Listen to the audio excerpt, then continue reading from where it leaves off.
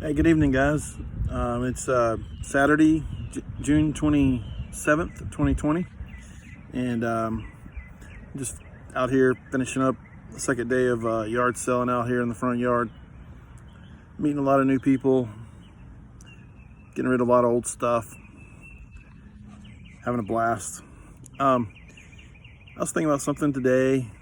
I was sitting in the chair, waiting on people to come, reading a few articles. This is not a biblical post, so to speak, although it's going to have some biblical references. I was thinking about something dealing with just the history in general. And of course, you got world history, you've got European history, you got all kinds of history dating back thousands of years ago. A lot of figures that are famous from history that have written down in history books, American history over the last 300-400 years, a lot of figures being written about. And one thing I noticed they had in common was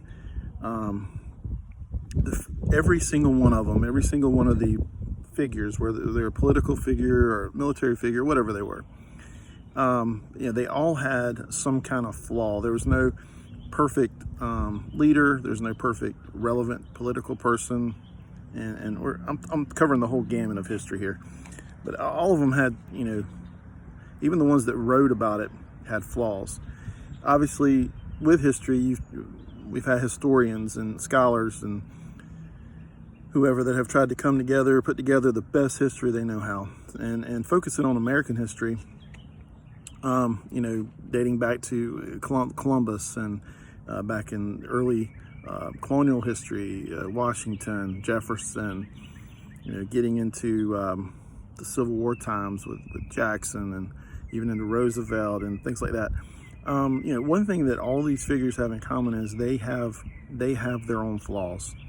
Whether either side of the political realm, whether it's Republican, Democrat, anywhere in between, everyone had their own flaws, and I'm sure a lot of the historians had flaws, and they actually told it from maybe a vantage point, or maybe they leaned a certain way. Whatever, I'm sure that these historians tried their best to find the proper documentation, whether it be letters that were written, or diaries, or just personal accounts of history. They tried to put together the best history lesson they could.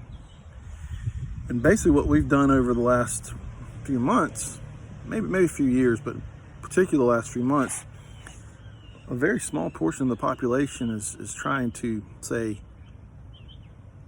forget you, history, you're flawed. We want to get rid of that because we don't want people to see the ugly in history. And I'm going to tell you, history's been ugly for a long time. You think it was ugly in America?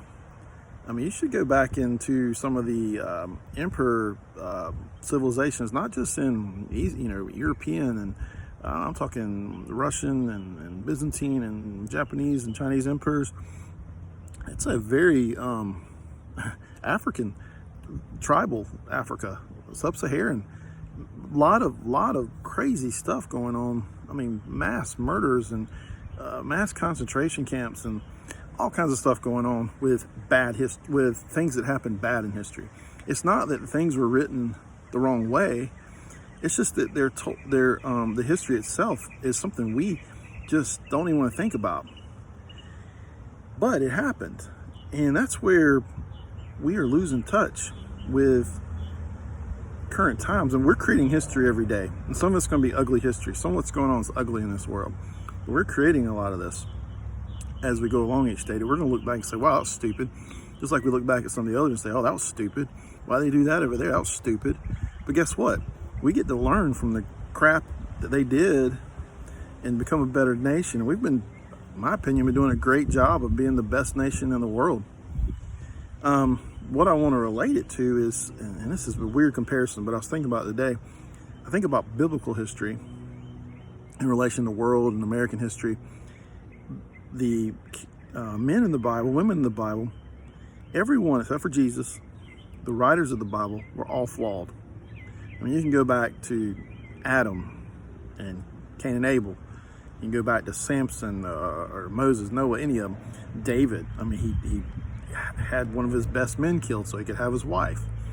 Solomon had a ridiculous amount of women.